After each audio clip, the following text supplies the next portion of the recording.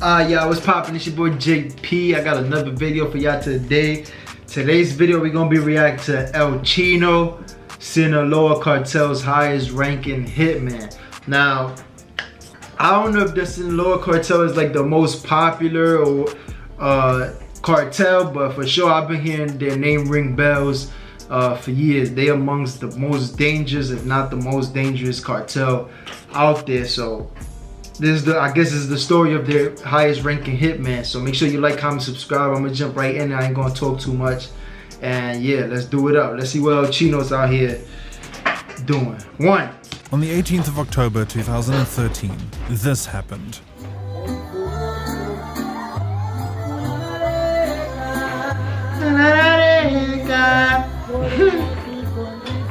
Sinaloa Cartel.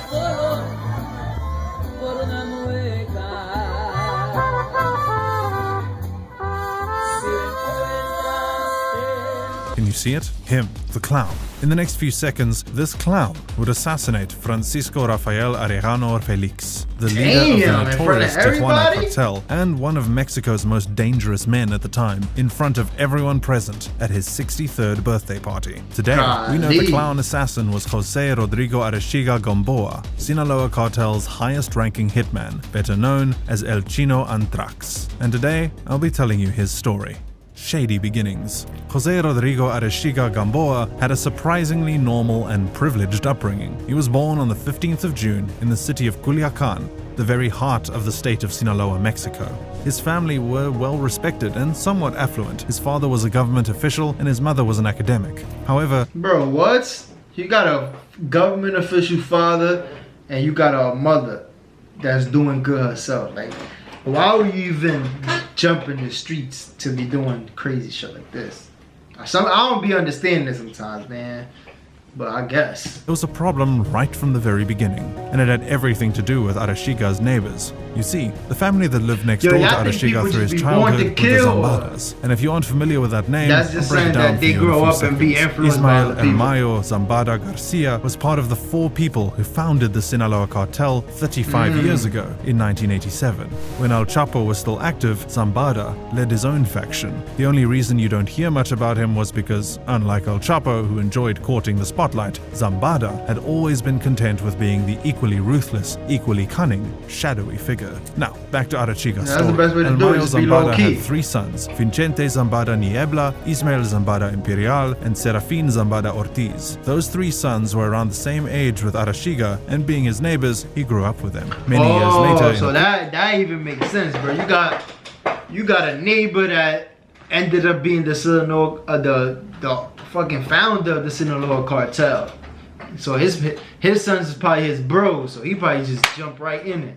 That makes sense. True. Arechiga's mom would say this about her son's relationship with the Zambadas. They went to school together. They played together. They participated in sports together. They attended social events together. They grew to be best friends. No one knows how much influence the Zambada boys had over Arechiga, but you must know that Zambada did not shield his sons from his cartel business. It was a family business. However, as Arechiga grew older, he didn't show any indication that he would live a life of crime. He tried to be a pilot in the Mexican military, but failed the physical exam because he had a skin condition called psoriasis. So, Arechiga shifted his focus to other things. More specifically, he decided to pursue a degree in architecture in college. During his time in college, 2 life-changing events happened to him in rather quick succession.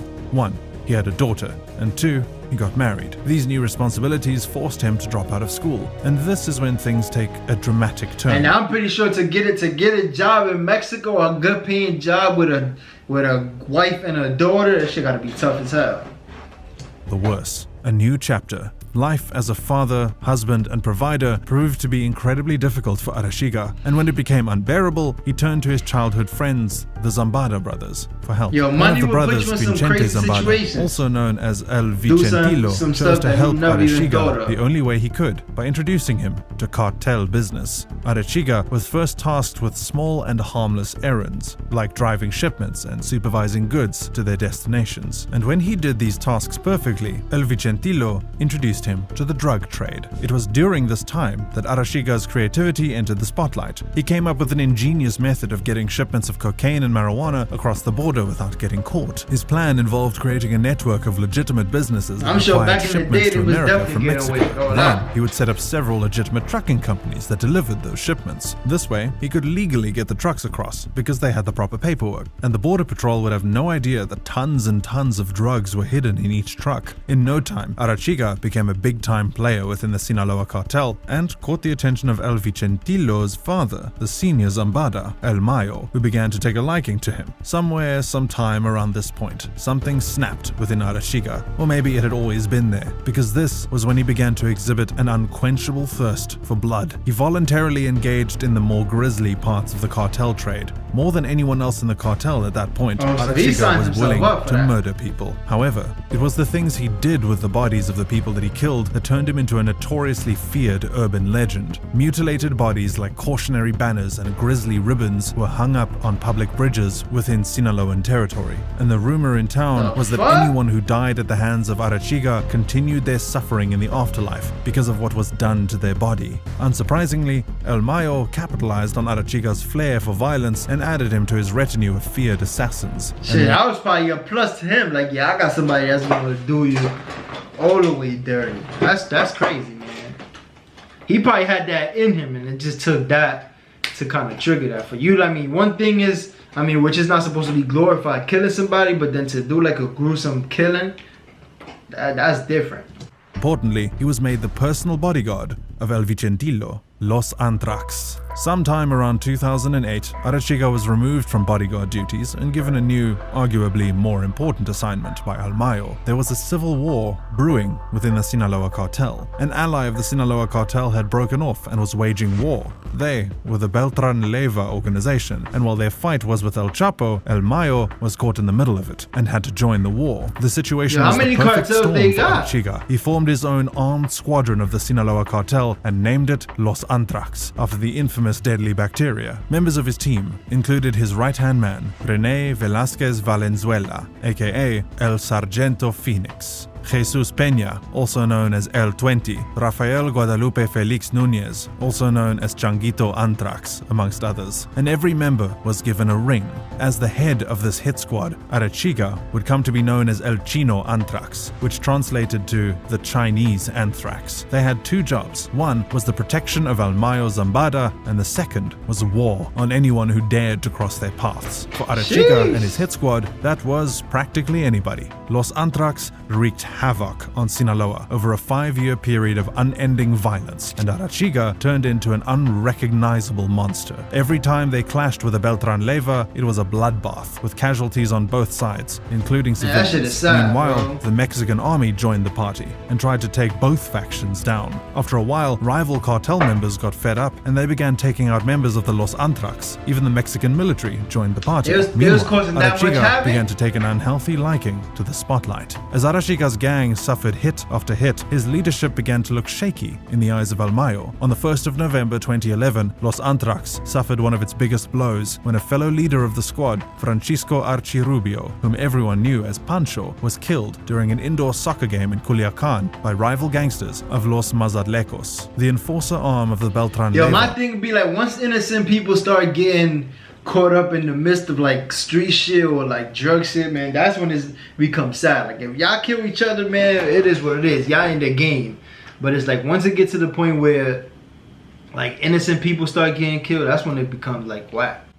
The reprisal violence that followed shook different cities in Sinaloa for months to come. Bodies hung from the bridges, civilians shot dead on playgrounds. There was violence everywhere. Meanwhile, as Arechiga took out revenge on his enemies, he also picked up another questionable hobby: social media influencer. As crazy as it sounds, and frankly it shouldn't, Arechiga flaunted his wealth on social media and effectively became a social media influencer. He made millions of dollars from the cartel and, unsurprisingly, spent those millions on flashy cars, rented out expensive yachts, bought expensive watches the internet is a crazy thing. Arechiga also had several narco corrido ballads written about him, street some of which dudes described him as an elegant and fit man who enjoyed his sports cars, yachts, and drinking champagne. And he posted everything on social media, flaunting his wealth for the world to see. He even posed with famous celebrities like this one, with Paris Hilton. And while he might have blurred out his face to hide his identity, security agencies all over the world began to pick up on his tale, and it didn't didn't take them long to figure out a way to catch him. You see, while Arechiga might have made efforts to hide his identity, his signature Los Anthrax ring was on his finger in every picture. He never took it off, and this slip-up would ultimately lead to his downfall in the final months of 2013. Arrest, jail, snitch. On the 31st of December, just months after assassinating the head of the Tijuana cartel, Arechiga decided to take a vacation. He left Mexico for the Netherlands, and immediately upon landing, he was arrested by members of the Dutch police. Some days before then, the US had alerted the Dutch that a 33-year-old Mexican citizen who also happened to be a drug lord would be arriving in their somebody had to be snitching for them to even know that he was gonna land over there in a few days, and they wanted him to be arrested. So, immediately after Arechiga landed, they identified him and took him in. However, the identification process wasn't easy because Arechiga was flying under a false identity, the identity of a dead man, probably one that he killed. He had also grown a beard and slightly altered his face with plastic surgery. What helped the authorities to identify him was his Los Anthrax ring, which immediately after Arechiga landed, they identified him and took him in. However, the identification process wasn't easy because Arechiga was flying under a false identity, the identity of a dead man, probably one that he killed. He had also grown a beard and slightly altered his face with plastic surgery. What helped the authorities to identify him was his Los Anthrax ring, which he had foolishly kept on his finger.